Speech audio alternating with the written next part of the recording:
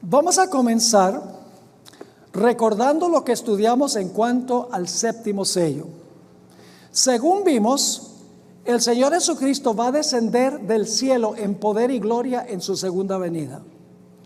Cuando ya está a cierta distancia del planeta, los justos van a exclamar la pregunta de la última parte del sexto sello. El gran día de su ira ha venido, ¿y quién podrá estar en pie? Y luego viene el séptimo sello. Hay un periodo de terrible silencio. Esa es la séptima plaga, el séptimo sello, perdón. Y luego entonces se oye la voz de Jesús que dice: bástaos mi gracia. El Señor Jesucristo continúa su descenso y dice en 1 Tesalonicenses 4 que los justos, todos los redimidos, los que están vivos, los que murieron, son arrebatados en las nubes para recibir al Señor Jesucristo en el aire, y Cristo y los salvos con los ángeles ascenderán al cielo, a donde pasarán un periodo de 1000 años. Allá durante los 1000 años se va a abrir el rollo cuyos sellos han sido rotos. Porque cuando se rompe el séptimo sello, ya se puede desenrollar el pergamino para leer el contenido del pergamino. Y la primera lectura de lo que está en este libro, en la mano derecha del que estaba sentado en el trono, es durante los 1000 años que el pueblo de Dios pasará en la patria celestial. Vamos a leer algunos versículos sobre eso. Vamos a 1 de Corintios, el capítulo 6, 1 de Corintios, el capítulo 6, y vamos a leer los versículos 1 al 3. 1 de Corintios 1 y 6, y el versículo 1 hasta el versículo 3. Dice allí el apóstol Pablo, escribiéndole a la iglesia de Corinto: ¿osa alguno de vosotros, teniendo algo con otro, ir a juicio delante de los injustos y no delante de los santos? Es decir, ¿por qué como cristianos vamos a llevar nuestras cosas para resolverlas en los tribunales del mundo? Luego dice en el versículo 2: ¿o no sabéis que los santos han de juzgar a quién? ¿Al mundo? Y si el mundo ha de ser juzgado por vosotros, ¿sois indignos de juzgar cosas muy pequeñas? No solamente los santos van a juzgar al mundo. El versículo 3 dice: ¿o no sabéis que hemos de juzgar a quiénes? A los ángeles. ¿Cuánto más las cosas de este siglo? Estos versículos dicen que los santos, que se refiere a los que se van a salvar, los que van a ir al cielo con Jesús, dice que van a juzgar al mundo, es decir, a los mundanos, a los impíos, y van a juzgar a los ángeles. No puede ser los ángeles fieles, porque los ángeles fieles no necesitan juicio.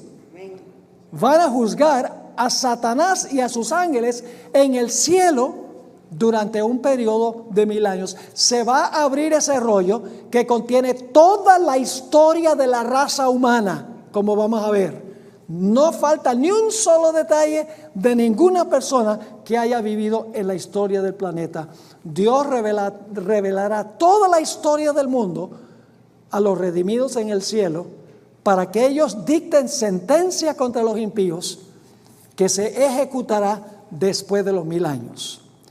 Hay otro pasaje que describe este juicio en el cielo durante los 1000 años, cuando se va a abrir el rollo después que se rompe el séptimo sello. Se encuentra en el capítulo 20 de Apocalipsis, y vamos a empezar en el versículo 1. Apocalipsis 21.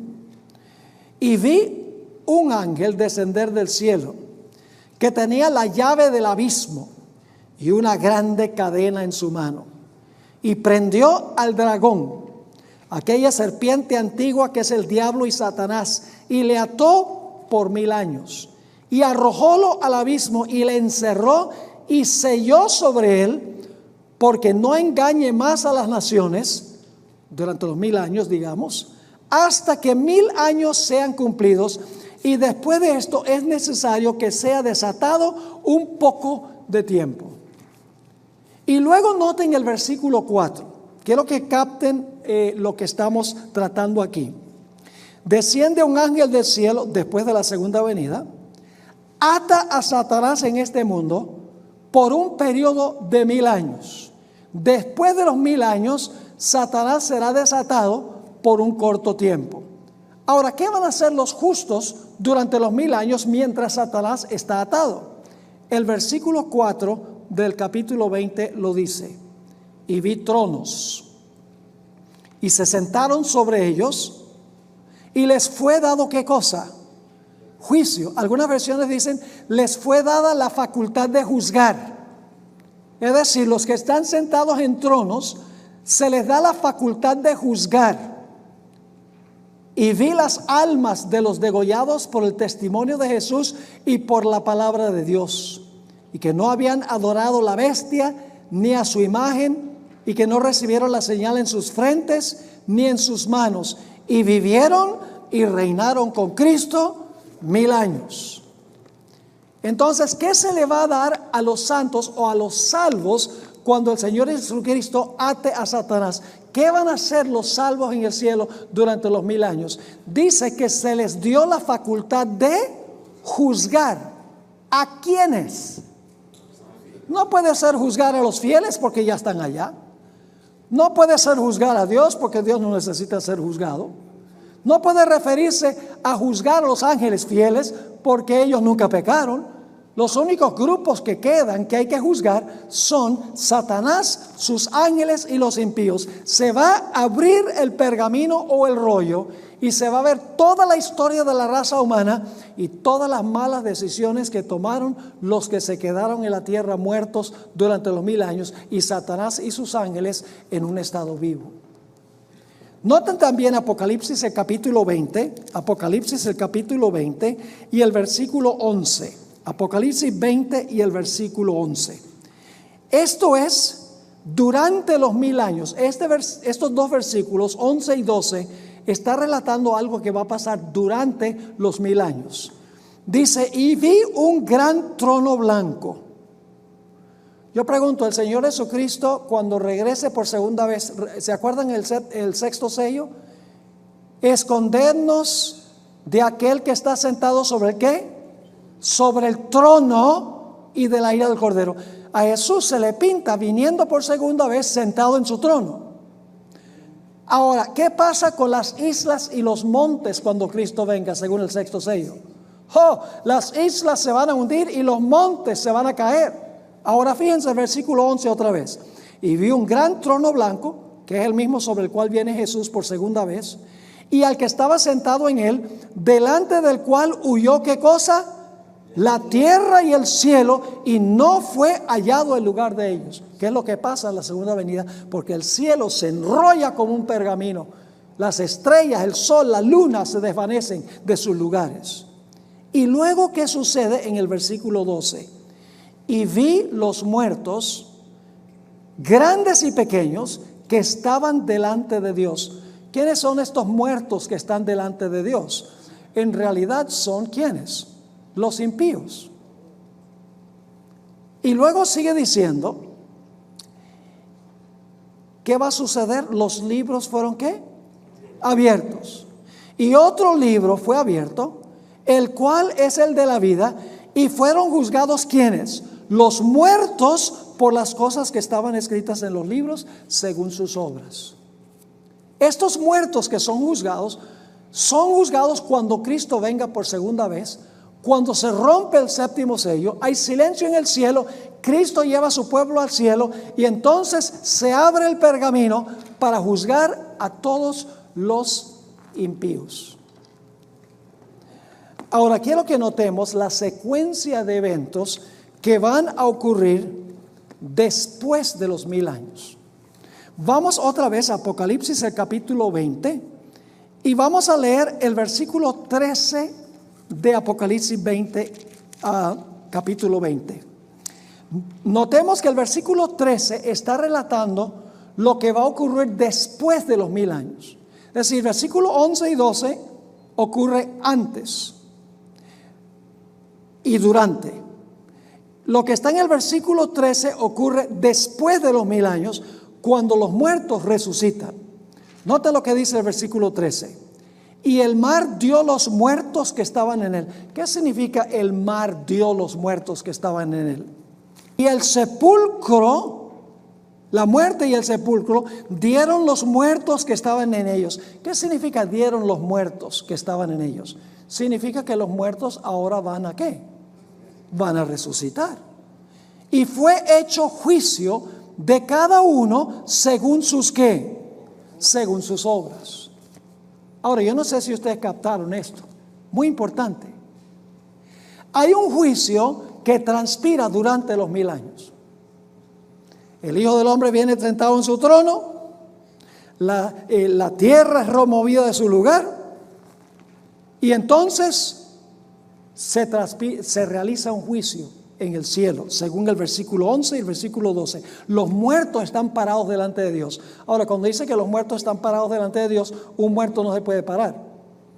Quiere decir sencillamente que Dios ahora va a abrir el pergamino, va a abrir los registros de esos impíos que murieron. Ahora se va a abrir el pergamino y se va a hacer el juicio celestial para dictar sentencia contra aquellos que quedaron muertos en el planeta. Y después, en el versículo 13, dice que los muertos, el mar dio los muertos y la tierra dio los muertos que estaban en ellos, que es la resurrección, y dice, y fueron juzgados por sus obras. Es decir, hay un juicio durante los 1000 años, los justos están en el cielo, se abre el pergamino entre ellos, y luego después de los 1000 años, nuevamente se va a abrir el pergamino, pero ya no se va a abrir ante los justos. El pergamino se va a abrir ante todos los impíos que resucitan después de los 1000 años. Ahora, con esto en mente, queremos repasar lo que va a ocurrir después de los 1000 años. ¿Está claro que el pergamino se va a abrir durante los 1000 años? ¿Está claro eso? ¿Quiénes van a ser los jueces? Los redimidos van a ser los jueces. Pablo dijo que los santos iban a juzgar al mundo e iban a juzgar ¿a quiénes? A los ángeles. Apocalipsis 24 dice, se les dio la facultad a los santos, la facultad ¿de qué? De juzgar. Y el versículo 11 y 12 dice que cuando Cristo venga sobre el trono blanco y se desvanece el cielo y la tierra, que los libros se van a abrir, los muertos van a comparecer ante el juicio. Están muertos en la tierra, pero el juicio se está haciendo en el cielo. Y después de eso, en el versículo 13, dice que el mar da a los muertos que está en él, que es la resurrección. La tierra o el sepulcro y la muerte dan los muertos que están en ellos, y entonces son juzgados según sus obras después de los 1000 años. Ahora vamos a repasar con brevedad los eventos que ocurren después de los 1000 años. Si ustedes quieren estudiar más sobre esto, lean el último capítulo del Conflicto de los Siglos. Yo voy a seguir la secuencia que encontramos en ese capítulo. El título del último capítulo es El fin del conflicto. Y yo voy a resumir el contenido de ese capítulo para que ustedes vean cuándo es que se va a abrir el pergamino después de los 1000 años ante todos los impíos. En primer lugar, ese capítulo nos dice que Cristo y los justos descienden del cielo a la tierra después de los 1000 años.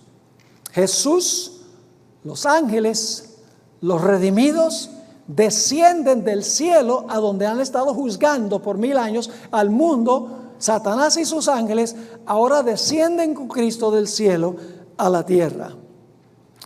Luego dice la sierva del Señor que resucitarán los impíos.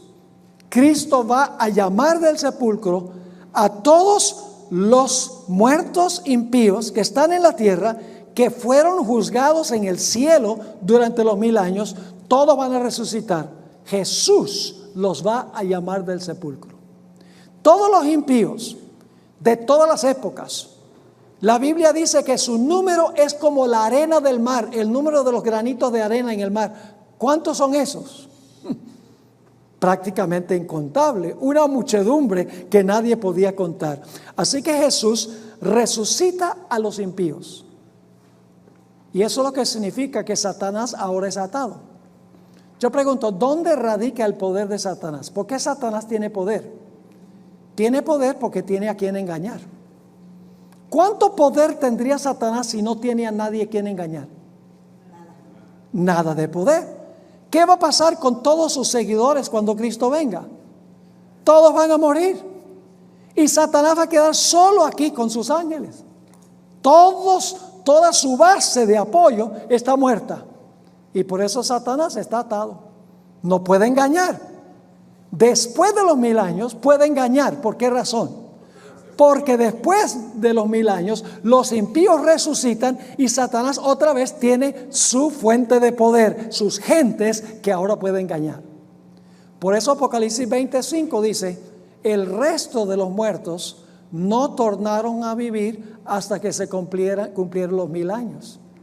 Los justos resucitan antes de los 1000 años en la segunda venida. Los impíos resucitan después de los 1000 años. Hay 2 resurrecciones divididas por un periodo de 1000 años. Así que Jesús resucita a todos los impíos para que presencien toda la segunda venida de Jesús. Y eso es lo que dice Apocalipsis 20:13. El mar da a los muertos que están en él. El sepulcro y la muerte dan los muertos que están en él. Y ahora todos los impíos están vivos. Luego el capítulo dice que los pies de Jesús descansarán sobre el monte de los olivos, al oriente de Jerusalén. Y ustedes pueden leer esto en la Biblia, en Zacarías 14 y el versículo 4 y 5 nos describe cómo los pies de Jesús van a descansar sobre el monte de los olivos, a donde él tanto sufrió, porque el Getsemaní queda en esa región, y el monte de los olivos se va a partir en 2, en una gigantesca llanura. Y el propósito de esa llanura es para que descienda en la llanura la santa ciudad, la nueva Jerusalén. Así que ahora desciende la nueva Jerusalén en ese gigantesco valle que ha sido abierto por los pies de Jesús, que han roto el monte de los olivos. Jesús y los justos entonces entran en la ciudad. Fíjense que Jesús desciende con los justos, no están en la ciudad no desciende con ellos adentro.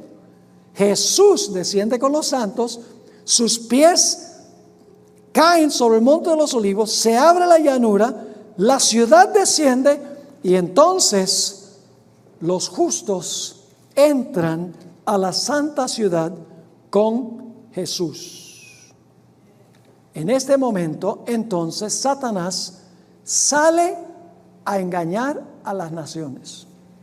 Ha recuperado su poder, porque ahora tiene gente. Durante los 1000 años no tuvo gente.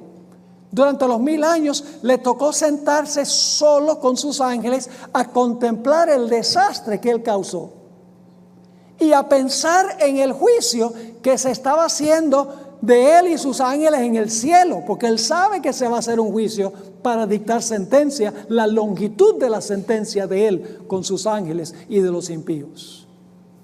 Tortura pasar 1000 años sin tener nada que hacer, sino contemplar la desolación que él causó. Ahora, después del milenio, entonces Satanás ve a toda la muchedumbre que ha resucitado, todos los impíos que han resucitado, que la Biblia dice que son como la arena del mar. Y Satanás les dice: yo los resucité a ustedes. Ustedes están vivos por mí, dice Satanás. Si no fuera por mi persona, todos ustedes estarían muertos todavía. Y luego Satanás dice a las muchedumbres, en un momento voy a leer los textos bíblicos, porque lo que dice la hermana White, todo está fundado en lo que dice la Escritura. Satanás dice: miren el número de personas que nosotros tenemos aquí afuera. Somos muchos más los que estamos afuera que los que están adentro. Es más, le dice Satanás a las muchedumbres, esa gente que está dentro de la ciudad son unos usurpadores. Esa ciudad nos pertenece a nosotros. Pero ellos se tomaron esa ciudad. Y fíjense, somos muchísimos, somos como la arena del mar. Somos más que los que están adentro. Así que nosotros podemos vencer a esa ciudad. Y la Biblia nos dice que se van a comer el cuento. Los impíos se van a comer el cuento. Y la sierva de Dios dice que ahora preparan poderosos armamentos de guerra. Ahora, en las plagas y en la segunda venida, toda la infraestructura mundial se destruyó. Todo cayó, las ciudades cayeron, los edificios cayeron, no hay absolutamente ninguna infraestructura. Pero según parece, el Espíritu de Profecía dice que van a fabricar poderosas armas de guerra. Para eso tienen que reconstruir la infraestructura para poder crear esas armas. Eso va a tomar tiempo. Es decir, la preparación para la guerra, para atacar la ciudad, no va a tomar mediodía, ni un día, ni meses. Probablemente va a tomar años en prepararse para atacar la santa ciudad. Así que ella dice que se crean poderosas armas de guerra. Y se organizan a todos los seres fuera de la ciudad en divisiones y en compañías. Es decir, todos los que están afuera se organizan como está organizado un ejército. Van a boot camp, como decimos en inglés, a entrenarse como soldados. Y la sierva de Dios dice que el número de los que se preparan para la guerra contra la ciudad es mayor que todos los soldados que han peleado en todas las guerras, en toda la historia del planeta Tierra. ¿Pueden imaginarse cuántos soldados han peleado en todas las guerras en la historia de este planeta? Ella dice que el número de los que están fuera de la ciudad son más que eso. Y dice ella que cuando ya están preparados para atacar la santa ciudad, que marchan a través de la superficie de la tierra en orden militar.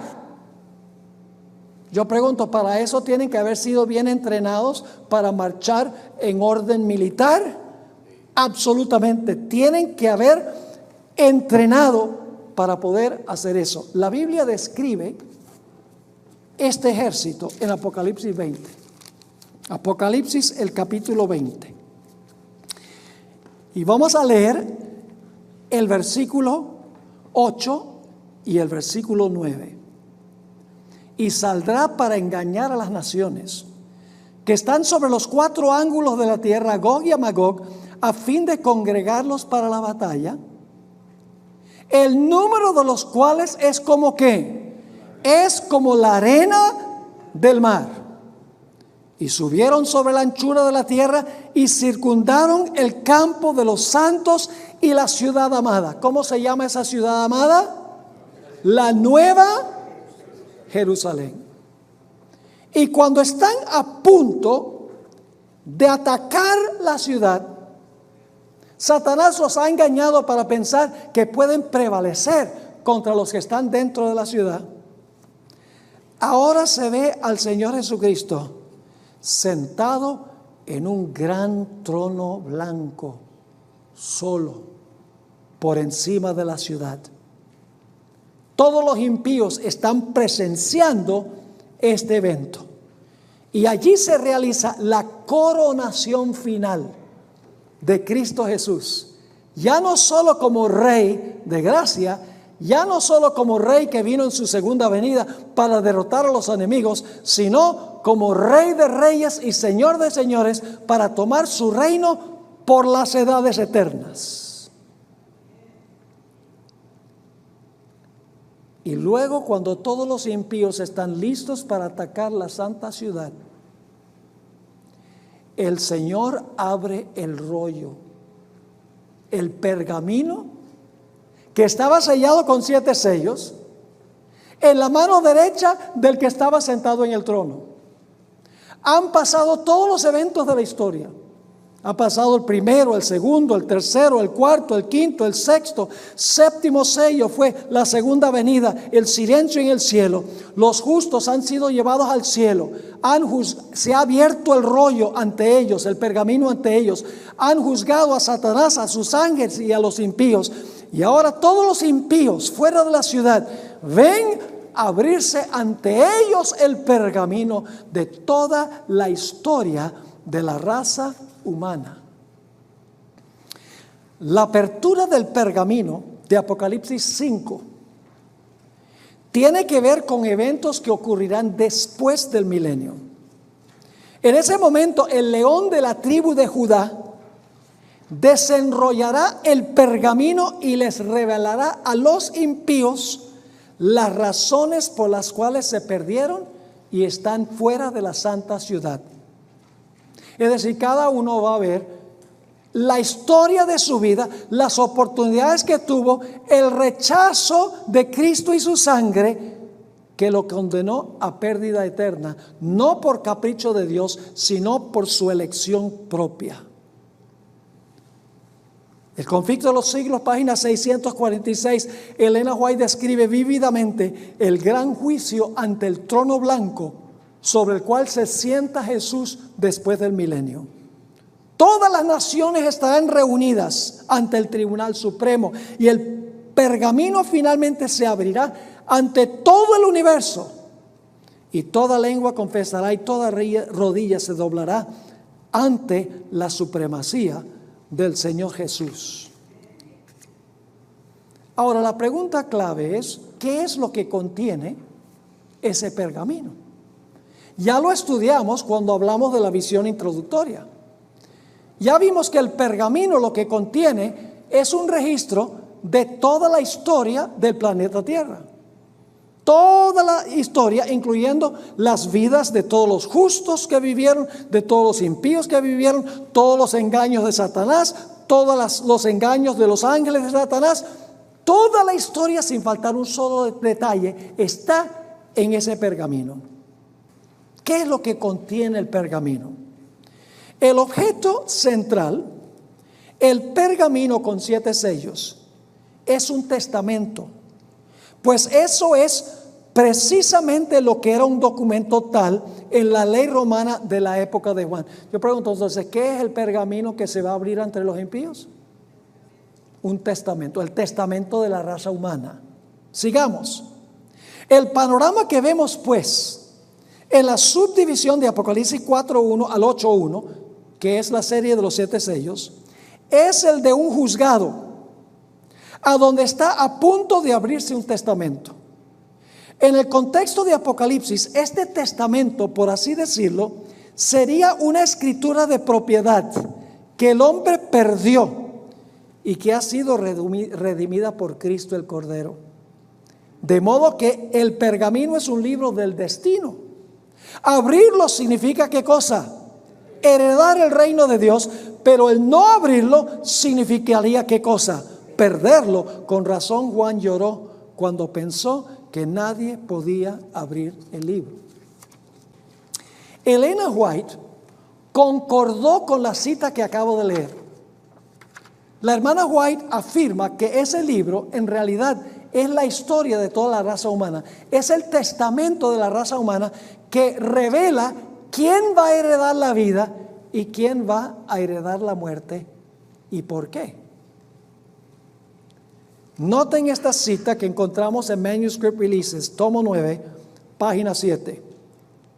Allí en su mano abierta está el libro, el pergamino que contiene la historia de los actos providenciales de Dios, la historia profética de las naciones y de la iglesia.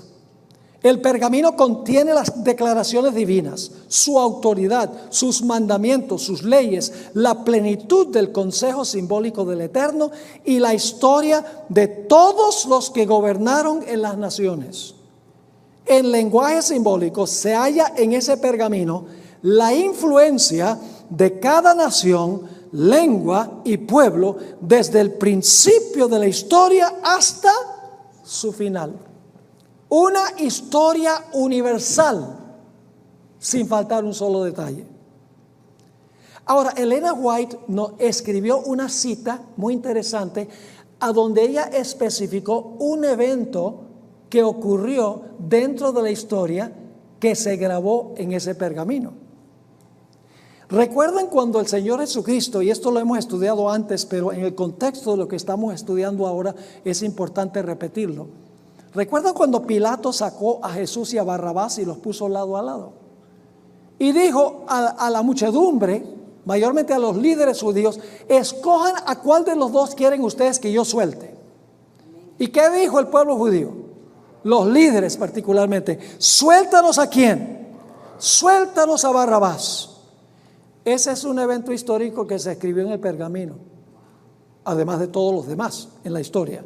Noten lo que escribió Elena White en Palabras de Vida del Gran Maestro, página 236. Así hicieron su elección los dirigentes judíos. Su decisión fue registrada en el libro que Juan vio en la mano de aquel que se sienta en el trono, el libro que ningún hombre podía abrir. ¿Qué se escribió en el pergamino? Esa decisión. Y luego dice, con todo su carácter vindicativo, esa es la traducción al español que se hizo, pero en realidad la palabra en inglés es vindictiveness, que no tiene que ver con vindicar, porque vindicar es absolver, es justificar, exonerar. Con todo su carácter vindicativo, en inglés realmente significa en todo su carácter vengativo o retributivo, aparecerá esta decisión delante de ellos, es decir, delante de quiénes. ¿Quiénes son ellos? Los líderes judíos. Aparecerá delante de ellos en aquel día cuando el león de la tribu de Judá le quite el sello. Yo pregunto, los que dijeron suéltanos a Barrabás, ¿ellos van a ver nuevamente la decisión que tomaron? Lógicamente. Ahora, ¿qué necesita? ¿Dónde está toda esa gente que dijo eso, suéltanos a Barrabás? ¿A dónde están? Muertos. ¿Y durante el milenio? Muertos. Pero dice aquí que ellos van a ver de nuevo la decisión que tomaron. Para poder ver de nuevo la decisión que tomaron, tienen que ¿qué? Tienen que resucitar. ¿Y cuándo van a resucitar? Después de los 1000 años. ¿Están conmigo o no están conmigo? Es decir, después de los 1000 años se va a abrir otra vez el pergamino. Se abrió ante los fieles durante el milenio. Para los fieles dictar sentencia contra Satanás, sus ángeles y los impíos. Pero después de los 1000 años, Dios va a abrir el pergamino y le va a revelar a los impíos por qué se perdieron. Por las decisiones que ellos tomaron en la historia, porque ellos no van a heredar, o mejor dicho, van a heredar la muerte, por lo que ellos decidieron durante su vida. Ahora, Elena White describió el panorama que van a ver los impíos después del milenio. Describió la apertura del rollo. Dice, por encima del trono se destaca la cruz. Y como en vista panorámica, nosotros no podemos entender qué clase de tecnología es esta. ¿Saben la clase de tecnología que se necesita para grabar toda la historia de la raza humana sin faltar un solo detallito? La vida de la gente por dentro y por fuera. 6000 años de historia. ¿Qué clase de memoria se necesita en una computadora para eso? Y el hombre cree que es gran cosa. El hombre puede crear computadoras, etcétera, porque es una miniatura de la habilidad que tiene Dios. Así que dice, y como en vista panorámica aparecen las escenas de la tentación, la caída de Adán. ¿Dónde comienza? Al principio. Y los pasos sucesivos ¿de qué? Del gran plan de la redención.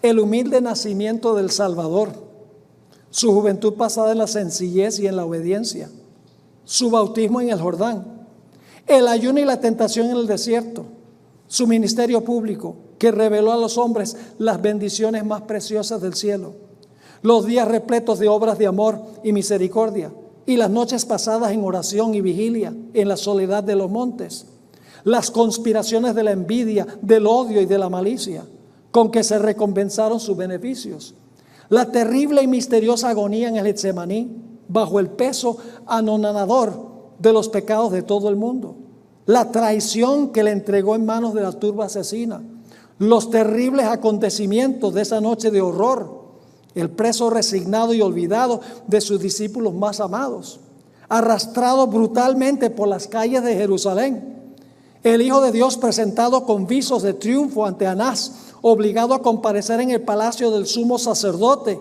en el pretorio de Pilato, ante el cobarde y cruel Herodes. Yo pregunto, ¿Pilato y Herodes van a volver a ver lo que hicieron?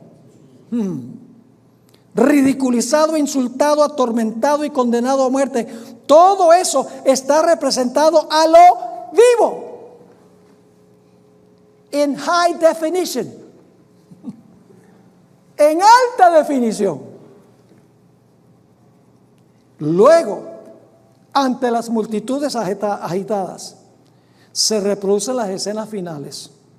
El paciente varón de dolores pisando el sendero del Calvario, el príncipe del cielo colgado de la cruz, los sacerdotes altaneros y el populacho escarnecedor ridiculizando la agonía de su muerte, la oscuridad sobrenatural, el temblor de la tierra, las rocas destrozadas y los sepulcros abiertos que señalaron el momento en que expiró el Redentor del mundo.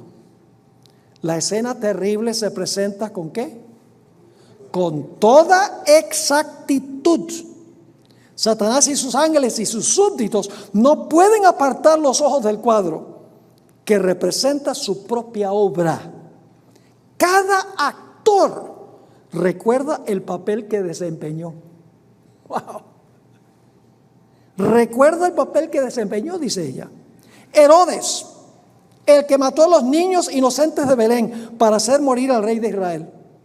La innoble Herodías, sobre cuya conciencia pesa la sangre de Juan el Bautista. El débil Pilato, esclavo de las circunstancias. Los soldados escarnecedores, los sacerdotes y gobernantes, y la muchedumbre enloquecida que gritaba: recaiga su sangre sobre nosotros y sobre nuestros hijos. Todos contemplan la enormidad de su culpa. En vano procuran esconderse ante la divina majestad de su presencia que sobrepuja el resplandor del sol, mientras que los redimidos echan sus coronas a los pies del Salvador exclamando: Él murió por mí. Así que comienza con Adán y Eva, todos los pasos sucesivos en el plan de la redención, toda la vida de Cristo Jesús, y entonces ahora viene la época apostólica. Entre la multitud de los rescatados están los apóstoles de Cristo, el heroico Pablo, el ardiente Pedro, el amado y amoroso Juan y sus hermanos de corazón leal, y con ellos la inmensa hueste de mártires. Mientras que fuera de los muros, con todo lo que es vil y abominable, se encuentran aquellos que los persiguieron, encarcelaron y mataron. Yo pregunto, ¿aquí es que aquí se revierte los juicios injustos de la tierra? Sí, todos los juicios injustos de los tribunales terrenales se van a cambiar. Ahí está ¿quién? Nerón, monstruo de crueldad y de vicios, y puede ver la alegría y el triunfo de aquellos a quienes torturó y cuya dolorosa angustia le proporcionó el deleite satánico. Su madre está allí para ser testigo de los resultados de su propia obra, para ver cómo los malos rasgos de carácter transmitidos a su hijo y las pasiones fomentadas y desarrolladas por la influencia y el ejemplo de ella produjeron crímenes que horrorizaron al mundo. Y luego pasa a hablar de las persecuciones del papado, tanto en su primera etapa como en su segunda etapa. Allí hay sacerdotes y prelados papistas que dijeron ser los embajadores de Cristo y que no obstante emplearon instrumentos de suplicio, calabozos y hogueras para dominar las conciencias de su pueblo. Ahí están los orgullosos pontífices. ¿Van a tener que enfrentarse a los que persiguieron a los valdenses? ¿Van a tener que enfrentarse otra vez a Juan Hus dentro de la ciudad? Oh, sí. Ahí están los orgullosos pontífices que se ensalzaron por encima de Dios y que pretendieron alterar la ley del Altísimo. Aquellos así llamados padres de la iglesia tienen que rendir a Dios una cuenta de la cual bien quisieran librarse. Demasiado tarde ven que el Omnisciente es celoso de su ley y que no tendrá por inocente al culpable de violarla. Comprenden entonces que Cristo identifica sus intereses con los de su pueblo perseguido y sienten la fuerza de sus propias palabras: en cuanto lo hicisteis a uno de los más pequeños de estos mis hermanos, a mí lo hicisteis. Cuando Cristo se sienta sobre su gran trono blanco y cuando se le corona como Rey de Reyes y Señor de Señores para ocupar el trono por la eternidad, se abre el pergamino y se ve toda la historia de la raza humana. Los impíos ahora se dan cuenta que Satanás los ha engañado y que ellos merecen la sentencia que se ha dictado contra ellos. Y la sierva del Señor lo describe de una forma espectacular. Ella cita Apocalipsis 15, 3 y 4. Si van conmigo allí, Apocalipsis 15 y el versículo 3 y 4, que está hablando de los 144,000 específicamente. Dice allí, en Apocalipsis 15 y el versículo 3 y 4, y cantan el cántico de Moisés, siervo de Dios, y el cántico del Cordero, diciendo: grandes y maravillosas son tus obras, Señor Dios Todopoderoso. Justos y verdaderos son tus caminos, Rey de los santos. ¿Quién no te temerá, oh Señor, y engrandecerá tu nombre? Porque tú solo eres santo. Y ahora viene la parte clave. Por lo cual todas las naciones vendrán y adorarán delante de ti, porque tus juicios son manifestados. Se va a revelar el justo juicio de Dios. Y la sierva de Dios dice que en ese momento, después que se abre el pergamino, revelando las decisiones que tomaron los impíos, todo lo que hizo Satanás, todos se van a inclinar, inclusive Satanás y sus ángeles, y van a exclamar: justos y verdaderos son tus caminos, oh Jehová. Toda rodilla se doblará, toda lengua confesará, según Isaías el capítulo 45 y el versículo 23. Y ahora Satanás, como es Satanás, no se rinde. Ha reconocido que Dios es justo, pero ahora en este capítulo dice que Satanás se para después de haberse arrodillado y empieza a decirle a la gente: oigan, vamos, estamos todos organizados con nuestras armas, son pocos adentro, nosotros somos muchos, ataquemos la ciudad. ¿Sabe que hay esta tradición en la iglesia adventista que los impíos mueren atacando la ciudad? Los impíos nunca atacan la ciudad.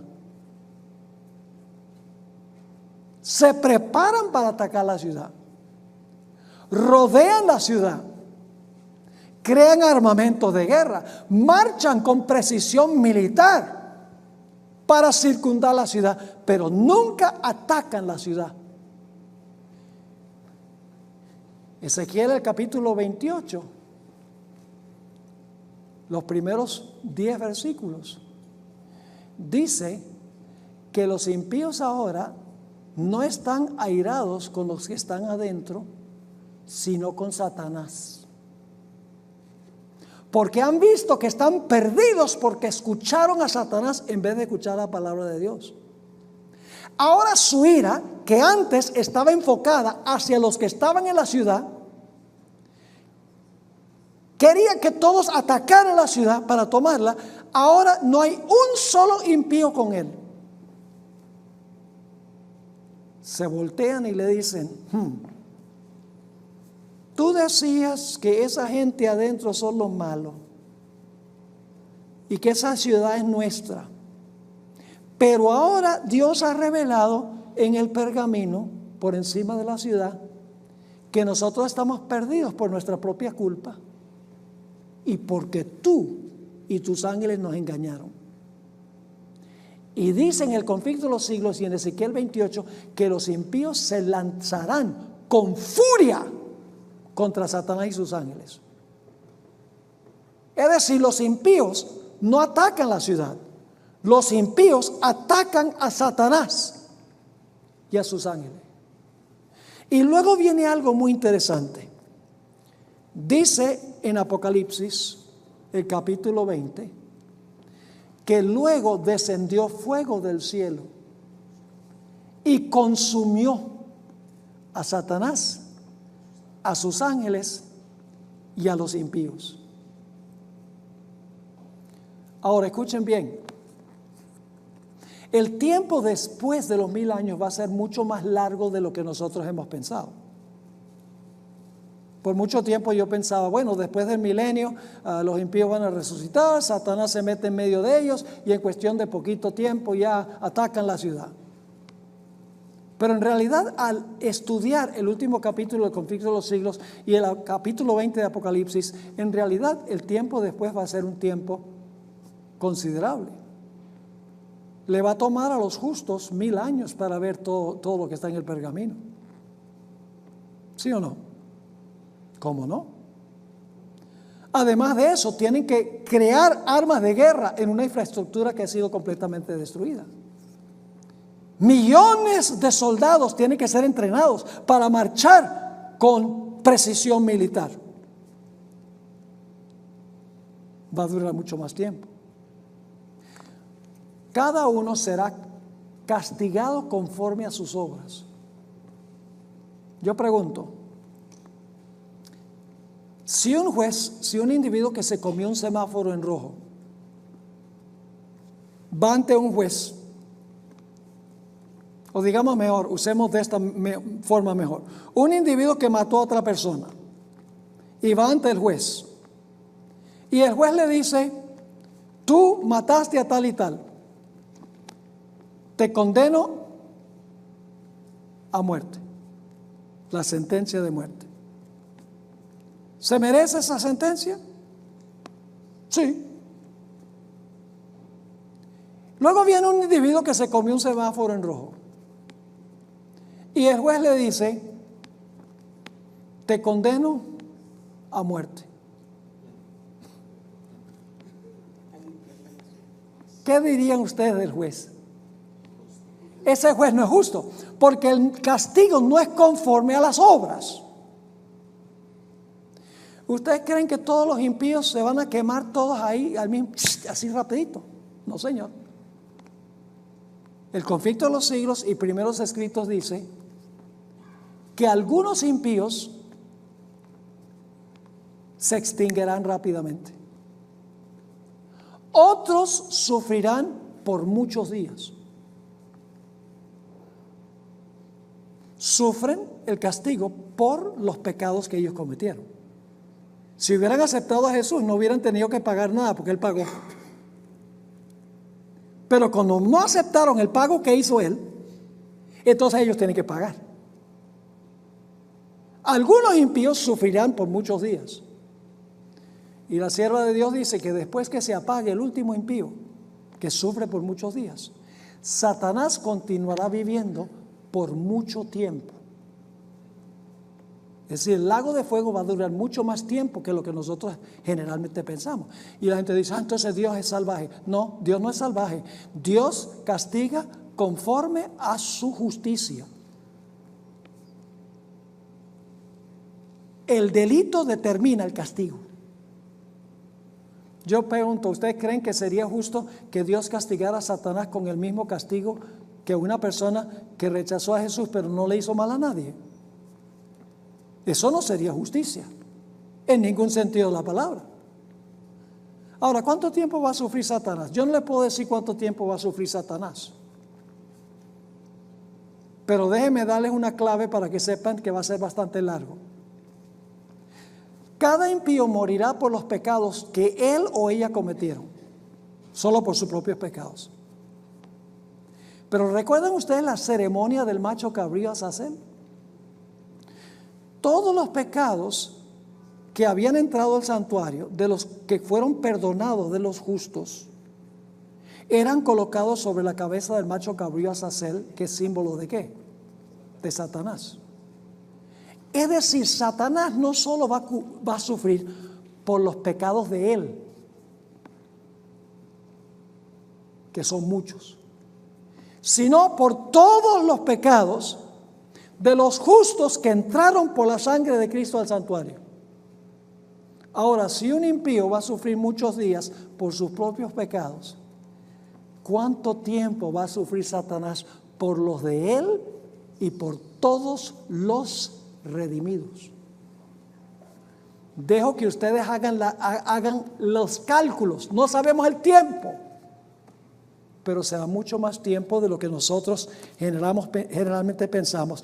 Pero luego los impíos se apagarán, Satanás y sus ángeles dejarán de existir. La Biblia dice que serán reducidos a cenizas. Es decir, el fuego no se va a apagar, pero se van a apagar los impíos. El fuego es eterno, porque el fuego es la gloria de Dios. Y la gloria de Dios es eterna. Escuchen bien, cuando la Biblia habla de que los impíos van a ser destruidos con fuego eterno, el fuego es eterno, pero no es eterno lo que el fuego consume. Sodoma y Gomorra fueron destruidos con fuego eterno, pero el fuego se apagó. Y déjeme explicar qué significa eso. Que el fuego se apagó, dicen ustedes. No, el fuego no se apagó. Lo que se apagó fue lo que el fuego consumió. Yo pregunto, ¿quiénes son los que van a poder vivir en medio del fuego? De un fuego consumidor, que es Dios. La gloria de Dios es un fuego consumidor. ¿Quiénes son los que van a vivir en medio del fuego consumidor? ¿Los malos? No. Isaías 33 dice que los justos van a vivir en medio del fuego consumidor y el fuego no los va a consumir porque tienen un carácter a prueba de fuego. Pero ¿qué va a pasar con los impíos? El fuego los va a consumir. Ezequiel 28, 18 y 19 dice que Satanás se volverá cenizas y para siempre dejará de ser. Malaquías 4 dice que no quedará ni raíz ni rama. Serán cenizas bajo las plantas de los pies del pueblo de Dios. Y entonces Dios hará un cielo nuevo y una tierra nueva a donde habita la justicia. Y ocurrirá lo que dice Apocalipsis el capítulo 21. Y ustedes conocen esto y anhelamos que llegue este momento, mis hermanos y hermanas. Anhelamos que llegue este momento. Apocalipsis 21 y el versículo 3. Y oí una gran voz del cielo que decía: he aquí el tabernáculo de Dios con los hombres, y morará con ellos, y ellos serán su pueblo, y el mismo Dios será su Dios con ellos. Y limpiará Dios toda lágrima de los ojos de ellos. Y la muerte no será más, y no habrá más llanto, ni clamor, ni dolor, porque las primeras cosas son pasadas. Y el que estaba sentado en el trono dijo: he aquí yo hago nuevas todas las cosas. Y me dijo: escribe, porque estas palabras son fieles y verdaderas. Y entonces no se levantará más nunca el pecado. ¿Qué persona en su sano juicio va a querer experimentar otra vez con el pecado, habiendo visto lo que contiene el rollo, las consecuencias del pecado? Nadie va a querer otra vez contrariar la voluntad de Dios. El pecado no se levantará por segunda vez, según el libro de Nahum, el capítulo 1 y el versículo 9. Y el pueblo de Dios podrá vivir en la presencia de un Dios santo por los siglos de la eternidad. Qué grandísimo privilegio nos ha comprado el Señor Jesucristo con su preciosa sangre. Pero tenemos que recibirlo como Salvador. Tenemos que aceptarlo personalmente, su vida y su muerte por nosotros, arrepentirnos, confesar nuestro pecado y confiar en la inmaculada justicia